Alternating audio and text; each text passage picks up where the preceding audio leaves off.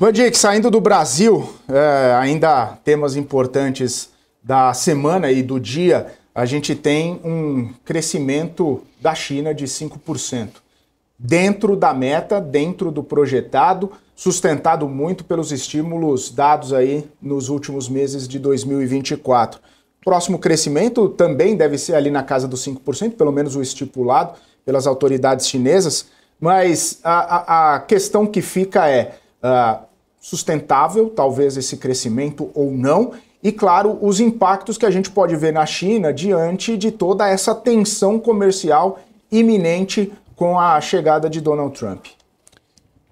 A China não cresceu 5%. A China não cresce 5% há muito tempo. A China deve ter um PIB que é entre 30% e 40% menor do que reportado. Essa é a verdade. A China é um país cujo sistema de métricas institucionais, o IBGE deles, é dominado pelo governo. Não existe independência na produção numérica. E a contabilização do PIB não é feita pelo output, o produto, mas pelo input que é determinado pelo governo. Se o governo determina que uma província vai crescer 8 e a outra vai crescer 2, então o crescimento é 4. É mais ou menos assim que a coisa é feita para simplificar a conta. Mas não é evidenciado naquilo que sai do outro lado da manufatura. A China gastou cerca de 2 trilhões de dólares para dar incentivos que não impactaram em nada o consumo. Aumentou levemente as exportações, mas o que aconteceu foi o dinheiro que era canalizado para a produção de produtos e serviços de engenharia, produtos e serviços da construção civil, produtos e serviços para o mercado de real estate, que caiu em torno de 30% a 35%.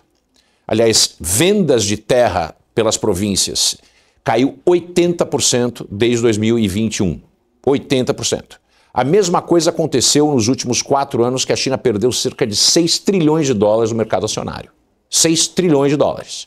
Quer dizer, o número de 5% não é crível por parte de ninguém. Inclusive, tem um estudo feito pelo grupo que é mais fiel a números com relação à China, que chama Rhodium Group. Rhodium, RH, né? Rhodium Group, que fala e mostra que a China vem crescendo em torno de 2,5%, 3% há muitos anos.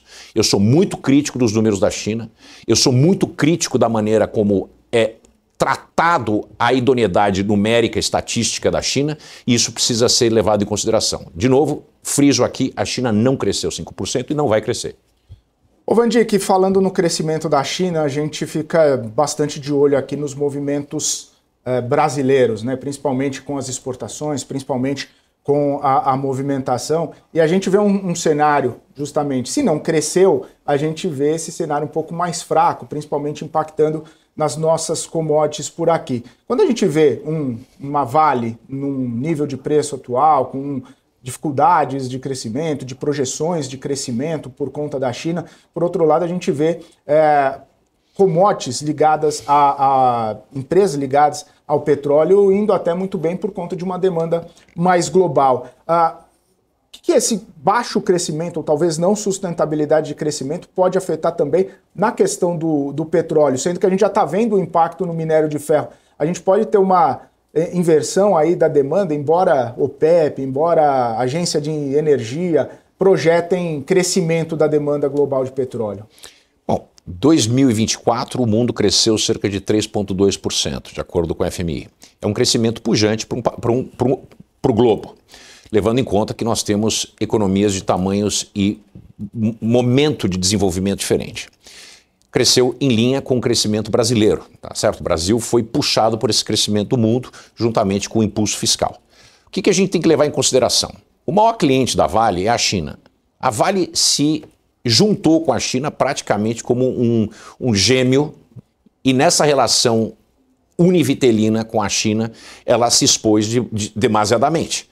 Porque o preço do minério de ferro é condicionado pela demanda da maior população do mundo, a segunda hoje, que vem se desenvolvendo e vem trazendo a urbanização. A China esgarçou a possibilidade de investimento. Não é aí onde existem os investimentos chineses para o desenvolvimento do país. Os investimentos de subsídios chineses estão voltados para a indústria manufatureira, principalmente de carros elétricos e painéis solares e coisas do gênero. Mas a queda é brutal. Inclusive eu tenho um gráfico aqui que eu vou passar, se puder ser mostrado, eu também agradeço. E o que significa isso? Isso significa que a Vale perdeu ou está congelada ao condicionamento do crescimento chinês. Como o condicionamento do crescimento chinês, como eu acabei de dizer, não é 5%, talvez não tenha sido pelos últimos 10, 15 anos, a gente tem um problema muito sério, uma empresa que se irmanou com um país que esgarçou seu potencial de crescimento, de picos de crescimento. Não quer dizer que a China vai parar de crescer, ela só não vai crescer com as mesmas taxas que ela cresceu nos últimos 40 anos. Então isso traz um problema muito sério para a Vale, que é obrigada, deveria ter a consciência que é possível, que é necessário buscar mercados fora do eixo China e onde isso vai acontecer.